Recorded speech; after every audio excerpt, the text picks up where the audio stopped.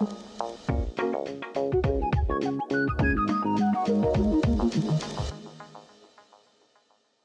think we live in a very exciting time today with access, incredible affordable access to all sorts of things our parents and their parents never could access before. But that has been brought about because of the invention of disposability or single use. And while that brings unparalleled convenience and affordability, it's really damaging the world, creating a massive waste crisis, both on land and especially in our oceans. The company I run, TerraCycle, for 17 years now has been focusing on how do we recycle hard-to-recycle waste streams, everything from as simple as flexible food packaging to as complicated as dirty diapers, and to integrate waste back into products. Most recently, we launched a platform called Loop, which is focused on helping to solve waste at the root cause, because recycling is really solving waste at the symptom level. Loop is an engine for brands and for retailers. It's a platform where everyone from Nestle to a startup can create durable, reusable versions of their products, and retailers, everyone as big as a Walgreens or a Tesco, and even small ones, can embed it into their digital and physical stores. And consumers this way can access their favorite products at their favorite stores, not in disposable single-use packaging, but in durable multi-use packaging. And the punchline is at the end, they just throw it out in a bin, like garbage, but instead of going to waste or recycling, it goes to reuse. When you look at the benefits of reusable systems like Loop versus disposable systems, there's two key questions to ask, economically and environmentally. So let's look at them separately. First, economics. Today, when you buy, let's say, a bottle of shampoo, that's usually packaged in HDPE, form of plastic, the entire cost of that disposable bottle is embedded into the price of your shampoo. Ironic, because you don't really want to own it anyway, but it's in the price. In a durable bottle, say Pantene, which has now moved from plastic to aluminum in Loop, it's not the entire price of the aluminum bottle in your shampoo, but instead the depreciation of the aluminum bottle, which is a total cost over the number of uses, plus the cost of cleaning.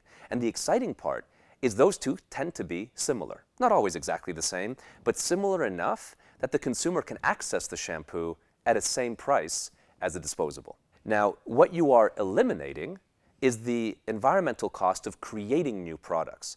And when you weigh the two together, reuse tends to win in most cases. Now, to go one level deeper on this, what you have to behave in reuse to make reuse better. So for example, if you have that aluminum shampoo bottle versus a plastic shampoo bottle, at the first use, the plastic one is absolutely better. It turns out that in that particular example, between 2 and 3 uses is when it breaks even, and then by 10 uses, it's 75% better, the aluminum one, than the disposable one. But if consumers don't behave, it is worse for the environment. And so the measure we take to make them behave is deposits. It's not about asking them to do the right thing, because you're going to get only so many consumers. But by having a deposit that you get back on the package, it really creates proper behavior at a very high rate.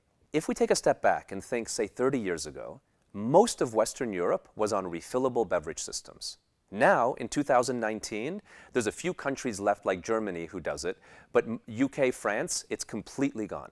What happened was the retailers pushed it away. Why did the retailers not like reusable systems? Because they had to administer the sorting and dealing with all these empty bottles. They became a micro recycling center. And when you go to a German retailer today, like a Rewe, and look at their operation, they have to have Tomra machines checking in bottles, they have to sort them. It's an exceptionally expensive operation, and no one wants that. So what we learned with Loop is if we would go to a retailer and ask them to embed something like that, the answer would be no, because it already has been no. So instead what we say is, retailer, you don't have to touch at all these used packages. Let us put a Loop collection point in your parking lot. We'll pay for it, we'll manage it, and the consumer doesn't put one bottle in at a time. They put a bag, like a garbage bag of their reusable packaging. Now, this is very important because then I get to check that in a central system where we can look for counterfeits, we can be very careful, and we don't have to embed technology into those check-in points at a retail level. They're just powerless, containers that can be swapped out as they fill up. At Loop, the goal here is not to create new products or new retailers. We're not that type of startup. We are a waste management company with a mission to eliminate the idea of waste. So scale is the only question we care about. For that reason, we consciously partnered with the world's biggest manufacturers. And today, almost every major manufacturer, from Colgate to Unilever to P&G, Nestle, and so on, are partners of Loop.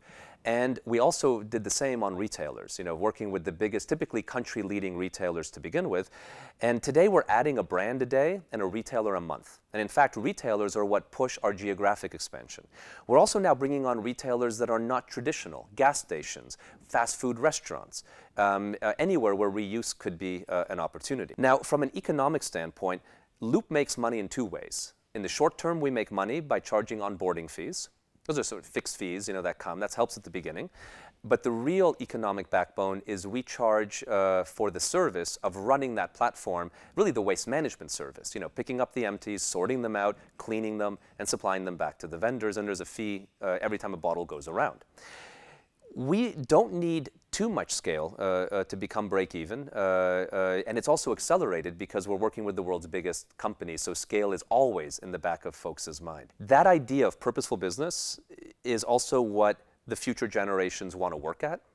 It's also what the up-and-coming consumers want to shop at. It's something that if you're not that type of organization, to just for good business practices, you should embed that type of thinking into your organization, because that is, I think, the future of capitalism. Because if we don't do that, we end up, just destroying the planet in the process.